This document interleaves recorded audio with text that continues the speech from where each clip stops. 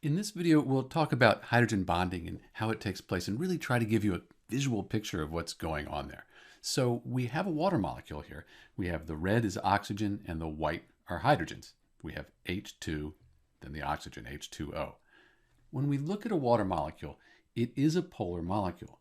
That means that one side has a positive charge and the other has kind of a negative charge. We call it a dipole. In this case, oxygen's more electronegative than the hydrogens. So this is going to be the negative side, and this is going to be the positive side. It's polar, it has poles.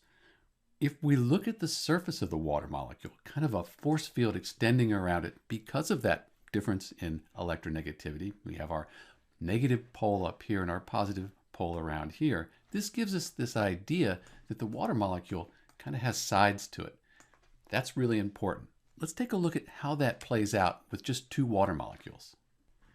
So we have these two water molecules and they're kind of frozen in space here. And we want to see how they behave in an actual sample of water. So we're going to let the computer simulate that. First, I'm going to optimize the model so it lines them up. We do that. We have a hydrogen bond here. Next, I'm going to set the temperature. Let's set up a simulation. Let's leave it right around room temperature. And now this is what we kind of think of as how water molecules are behaving in a sample of water at room temperature. Kind of crazy. They're moving around, they're spinning, and that's just the energy that's in the water there from the heat around. And they do stay together though. This hydrogen bond, it's breaking and reforming, but it stays consistent and holds them together. Every once in a while they start to move apart like they might evaporate, but it keeps them together. Let's turn the temperature up and see what happens. So now I'm going to take it up to about the same temperature as a Bunsen burner. That's a lot more energy. Remember, hydrogen bonds aren't really that strong. Compared to the oxygen and the hydrogen bond, covalent bond here, a hydrogen bond's pretty weak. Let's take it up to about 800. That's a Bunsen burner. And you can see that when we've done that, there's a look, there they go. They just can't stay together. There's too much energy. In essence, you could think of that sample of water, that very small 2-molecule sample of water, is either evaporating or turning to steam. Let's take a look at more water molecules, though, and see what happens. So here's a sample of a bunch of water molecules, and I'm going to put the hydrogen bonds in. And you can see how those hydrogen bonds, they form that network that really holds the water together.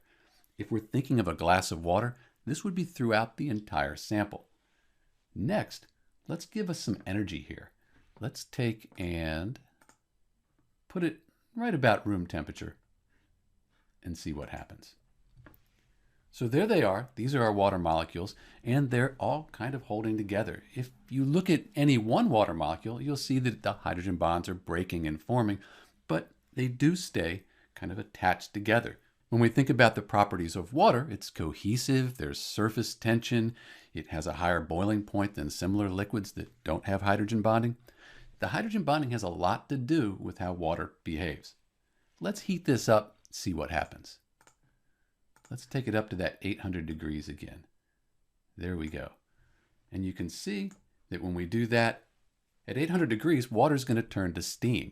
Those hydrogen bonds just aren't strong enough to hold it together, and it spreads out and forms a gas. So one interesting thing that happens because of hydrogen bonds, when we have water that is frozen, it takes a regular pattern. These are crystals. And a lot of that has to do with our hydrogen bonds here and how the water molecules are lining up so the positive and negative sides can be pointing at each other. So you see the hydrogen bonds here in our crystal of water. This would be moving a little bit as well. These molecules would be moving around some. A lot slower though because there's not as much energy there. This is Dr. B. I hope this video has helped you kind of visualize those hydrogen bonds, that they aren't quite as strong as ionic or covalent, but they're very important bonds, give a lot of properties to water and to other compounds that exhibit hydrogen bonding. Thanks for watching.